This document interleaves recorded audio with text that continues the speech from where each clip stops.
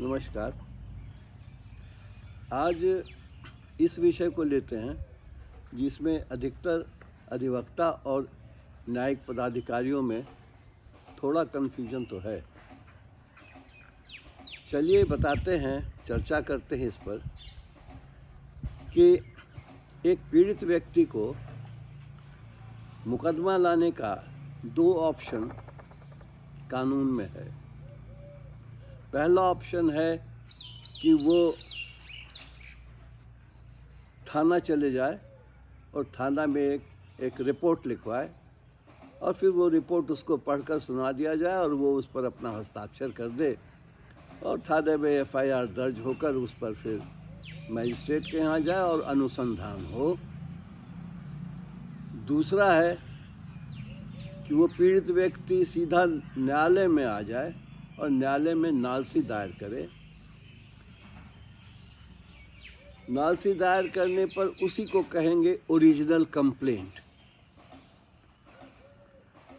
तो अब अगर पहली स्थिति में एफआईआर को ही उसने चुना है पुलिस के सामने, उसमें अनुसंधान के बाद, पर्यवेक्षण के बाद पुलिस अगर पाती है कि मुकदमा झूठा लाया गया है,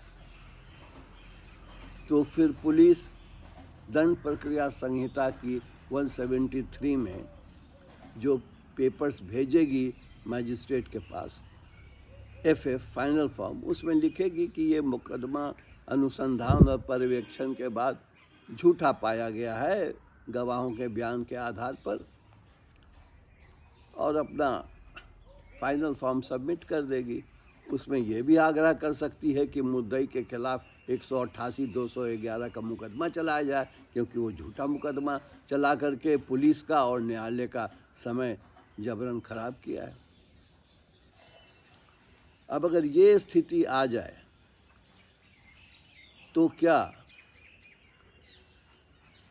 मुद्दई जो है इस बीच एफआईआर करने के बाद कुछ समय के पश्चात, जिसको सीआरपीसी में कहीं कोई प्रोविज़न नहीं है मगर नाराज़गी एप्लीकेशन उसको कहते हैं, प्रोटेस्ट पिटीशन कहते हैं, वो दाखिल कर दे कि साहब पुलिस मुद्दाले के मेल में है और हमारा अनुसंधान ठीक नहीं कर रही है और हमारा ये केस है, तो ये ओरिजिनल कंप्लेंट तो हुआ नहीं। इसको कहीं कहीं नाराज़गी पिटीशन भी बोलते हैं, कहीं की प्रोटेस्ट पिटीशन भी बोलते हैं। याद रहे, ये ओरिजिनल कंप्लेंट नहीं है। तो इस परिस्थिति में पुलिस ने जो केस दर्ज किया है ओरिजिनली, और उसमें जो पुलिस ने 173 सीआरपीसी में मजिस्ट्रेट के पास रिपोर्ट भेजा है कि ये झूठा मुकदमा है, क्या मजिस्ट्रेट के पास अब ऑप्शन आता है 190 सीआरपीसी में कि या तो मजिस्ट्रेट उसको एक्सेप्ट कर ले तो फिर प्रोसीडिंग को समाप्त कर दे, या फिर मजिस्ट्रेट उससे कम्प्लीटली डिसएग्री कर जाए जो उसको पावर है और सीधा कॉग्निजेंस ले ले, या फिर अगर मजिस्ट्रेट को लगता है कि इसमें और अनुसंधान की आवश्यकता है तो पुलिस को और अनुसंधान करने के लिए, फर्दर इन्वेस्टिगेशन के लिए भेज सकता है। यही 3 मजिस्ट्रेट काम कर सकते हैं, इस 3 के अलावा नहीं।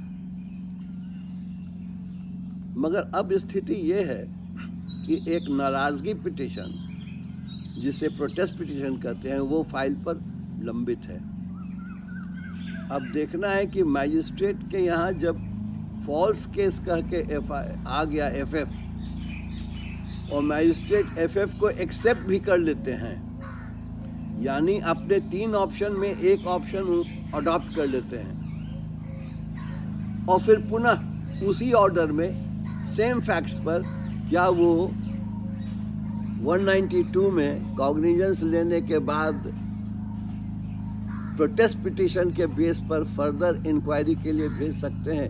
ये एक जटिल क्वेश्चन है और इसी पर फर्दर चर्चा होगी। अभी पटना हाई कोर्ट में कई एक रूलिंग इसके पक्ष में है कि साहब जब एक बार फाइनल फॉर्म मैजिस्ट्रेट ने एक्सेप्ट कर लिया तो फिर उसको किसी प्रोटेस्ट पिटीशन पर खोला नहीं जा सकता है। सुप्रीम कोर्ट का भी कई एक केसेस है, मगर जो लेटेस्ट केसेस है उसका मैं जिक्र करता हूँ। वो Rakesh and others appellant versus state of UP and others respondent में ऑनरेबल सुप्रीम कोर्ट के डिवीजन बेंच रंजन गोगोई साहब, जस्टिस उस समय चीफ सीजेआई नहीं हुए थे, उनकी बेंच में, और ज्योति मुखोपाध्याय, सुधांशु ज्योति मुखोपाध्याय के बेंच में इसका डिसीजन हुआ। तो बहुत सारे केसों का जिक्र करते हुए उन्होंने जो बात कही है वो एक बात ध्यान देने की है। पारा 7 में लिखते हैं,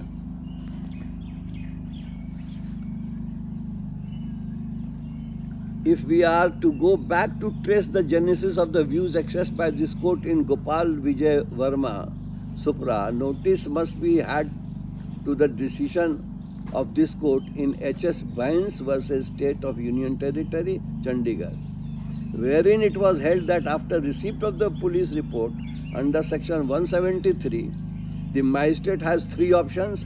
He may decide that there is no sufficient ground for proceeding further and drop the case, जैसा मैंने पहले बताया। दूसरा ऑप्शन मैजिस्ट्रेट के पास ये है, he may take cognizance of the offence under section 191B on the basis of the police report and issue process. This he may do without being bound in any manner by the conclusion arrived at by the police in their report.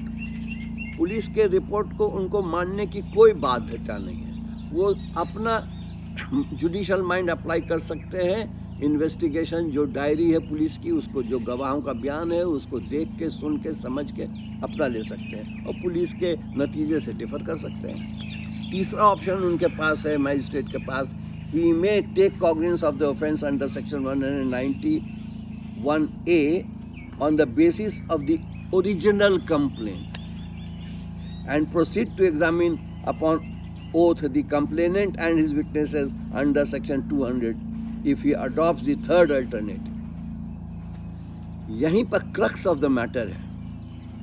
यहीं पर हम कहना चाहते हैं कि supreme court ने कहा है कि on the basis of original complaint third option को वो कर सकते हैं, और अगर ओरिजिनल कंप्लेंट नहीं है तो क्या प्रोटेस्ट पिटीशन को हम ओरिजिनल कंप्लेंट मान लेंगे? नहीं मान सकते हैं कानूनी। इसलिए मैजिस्ट्रेट का ऑर्डर जो इधर आ रहा है और हम देख रहे हैं कि फाइनल फॉर्म आ गया कि केस फॉल्स है या मिस्टेक ऑफ फैक्ट्स है या case is true but accused are implicated falsely, तो उसको एक्सेप्ट भी कर लेते हैं और सेम ब्रेथ में उसी ऑर्डर में सेम फैक्ट्स पर जो प्रोटेस्ट पिटीशन है उसको ओरिजिनल कंप्लेंट मानते हुए फर्दर इंक्वायरी के लिए 200 में ट्रांसफ़र कर देते हैं 192 में। ये गलत आदेश है। This is wrong order. इसी पर आज हम यह एपिसोड रखे हैं। इसको जो हमारे वरीय मित्र हैं, हमारे जज साहबान हैं, वो भी ध्यान देंगे और इस पर एक बार दृष्टि डाल के समझेंगे कि हमने जो बात बताई वो सही है और कहाँ तक सही है। आज के लिए इतना ही। जय हिंद। फिर मिलेंगे अगली एपिसोड।